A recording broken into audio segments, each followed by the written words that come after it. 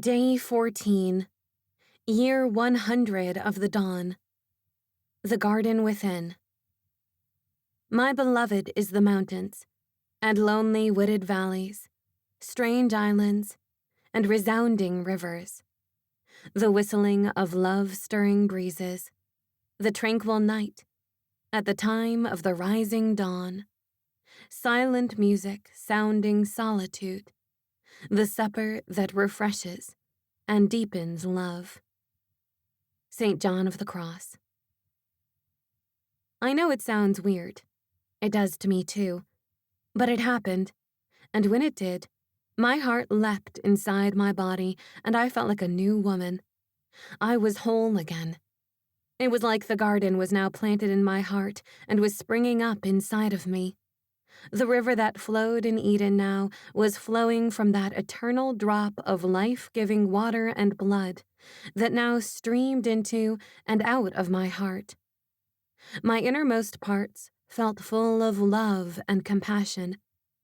I looked at my arms and legs, and it was as if leaves were sprouting and fruit was ripening on my vines. I know, it's hard to believe. I'm not being literal, of course, yet it felt just that way somehow. One minute it was as if I were dried up and tired, like a cracking desert beaten down by the noonday sun. I scratched at Adam to find water. He, in turn, scratched at me to find nourishment. But we were both so empty that we ended up just tearing each other apart.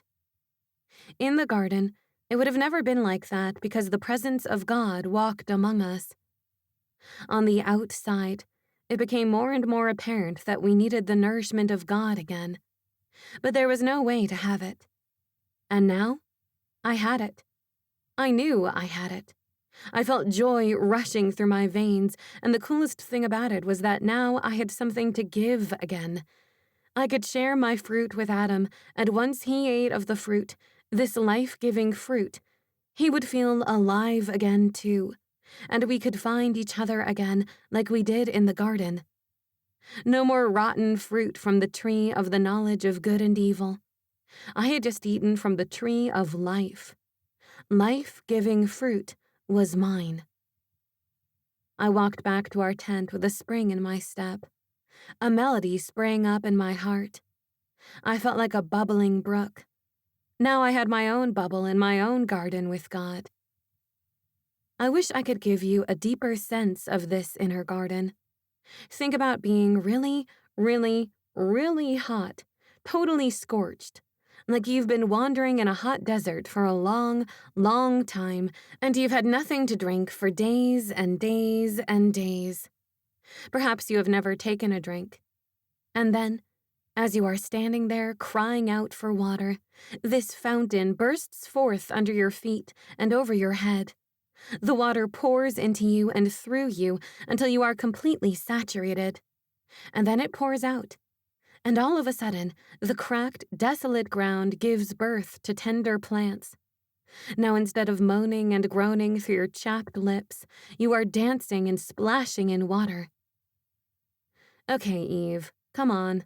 Get a grip, or your daughters and sons will think you're cuckoo. You know, it's hard to explain something that you feel on the inside to someone on the outside. But that was how it was. And I now had a newfound hope for humanity.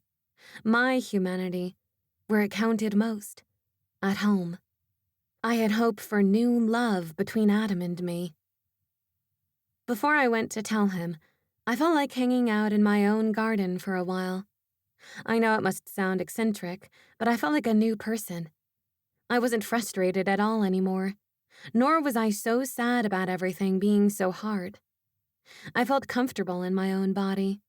And even though I still longed to be back in the Garden of Eden, the garden within me was so sweet and nourishing, I wanted to get more acquainted with the new me. I became a vessel of peace. It's something like having a room of her own for women, I think. My body is my temple.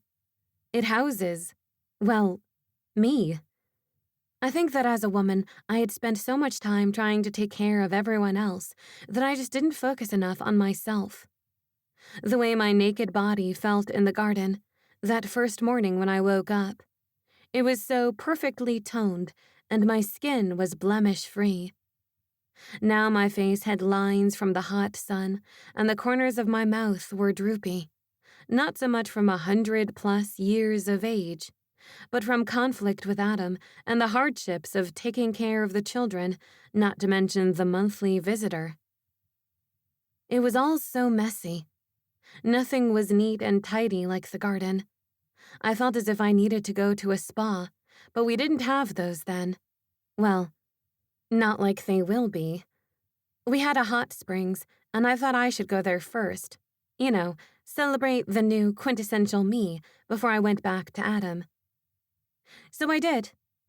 We women need to take time out for ourselves. It's not a luxury, it's vital to our essence as a woman.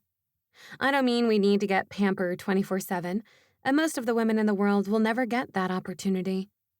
I just mean that anywhere, anytime, there needs to be a secluded sanctuary of solitude where a woman can concentrate on her body, her mind, her soul, and her emotions.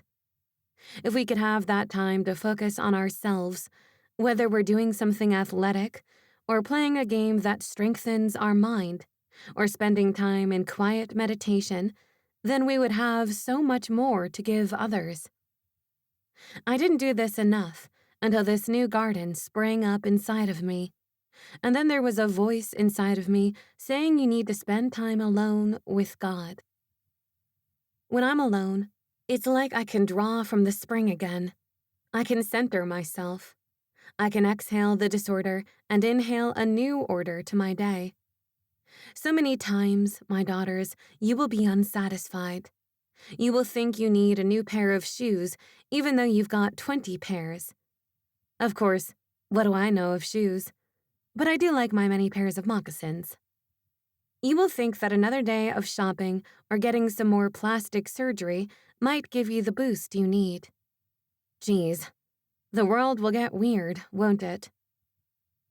Throughout each generation, there will be a common denominator of, I need more, and I need another. You will think you need a new handbag or a new hairstyle. And while all of this might be so, it's not the main thing you need. You need to stop, center yourself, and draw from the spring in the garden once again.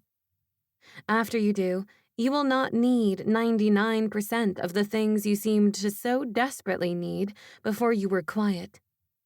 Spend time in nature. Commune with God. When you don't get that quiet and peace you need inside, you will start to demand from others. When you feel out of control inside, you want to control someone on the outside. You nitpick, nag, spew out orders. Pick up, clean up. And by the way, why don't you dress better? Did you remember to shower today? Everything that is out of order about everyone in your life will be magnified to the point of exasperation, for you and for everyone else. Stop. Take a deep breath. Come into the center, to the inner garden of your new heart. Drink deep. Stay a while. Get filled up, so when you go out again, you can concentrate on what is important, like making sweet love to Adam or cuddling your children once again. Ah, I'm here. I am at the hot springs.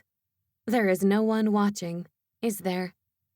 As I dip into the pool, the steaming mineral water flows over me from deep beneath the ground, and my inners and outers are totally happy.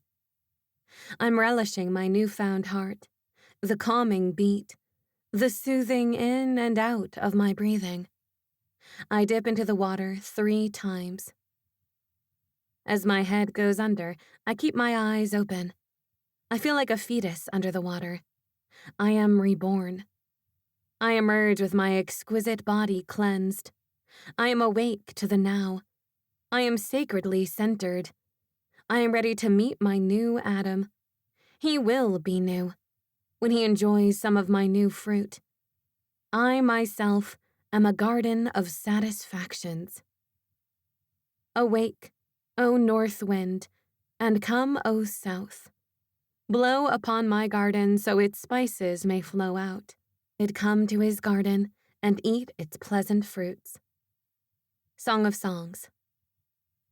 I am the first woman, and I have just had the first mikvah and baptism, all on my own, without ceremony and without tradition. I am the center of my own universal house. My body, a woman's body, a temple, to be loved and nurtured, to offer myself as a lover, a wife, a mother, a sister, a friend, and a co-worker. Once again, I will be able to pour out clarity from this vessel, worthy of honor. The light is delicately shimmering through the leaves of the trees overhead. Why hadn't I noticed this incredible play of sunlight yesterday? Was I so enraptured with the memory of the garden that I could not appreciate the incredible art of the earth in the present? I can't believe I had been so blind. It's almost like I couldn't see today's beauty through the draped memories of yesterday's beauty. Or like the earth had been monotone, and now everything around me is alive with color, like a rainbow shimmering in the mist of a waterfall. I saw the world now, not only as an art installation created by God, but one that God wanted me to enjoy and to enjoin, to be an active part of his art, appreciating every creative thought that went into each twig, each rock, each wing of a bird or butterfly. The twinkling of the sunbeams as they flittered through the branches, waving in the wind and dappled my eyelids as I closed my eyes, was heaven. The breeze sang a song to me and entered into my being, and I felt as if I was now the musical instrument of peace. A song singing, a drum drumming. I rose and put on my clothes in haste, fastened my sandals, and started to run. Run to my Adam, to my beloved He-Man, my soulmate, the one whose rib gave structure to my skeleton, the rib that shelters my heart. I couldn't wait to share with him the fruits of my spirit. I leapt like a deer, like a roe, over the fields, over the meadows. The orange sun began to sink behind me. The sunset cast a long shadow. I skipped like a playful girl as I pulled up my palm leaf skirt to navigate the vegetation. Panting, I came to the door of our tent. It was evening now.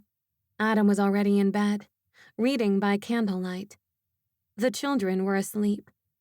He had done all right without me. Now that's a miracle. Everything seemed so calm, and it had been so chaotic when I left. I had thought for sure they could not manage a minute without me, but they were fine. Everyone was fine. I had fled in desperation to find a beginning again, and now here at the end of the day, the newness of my garden was so poignant, so fresh, that Adam could feel my presence before I had even entered our separate sleeping canopy. I put my hand to the curtain to open it, but his hand was already there. He clasped my hand, smelled my fragrance, opened the veil, and drew me into the center of our nest. He looked at me. No, more like he took me in. He swallowed me whole. He sensed the nectar and wanted more. As he ate of my fruit, the river poured out of my heart into his, and he sprouted as well. It was fabulous. We were back in the garden.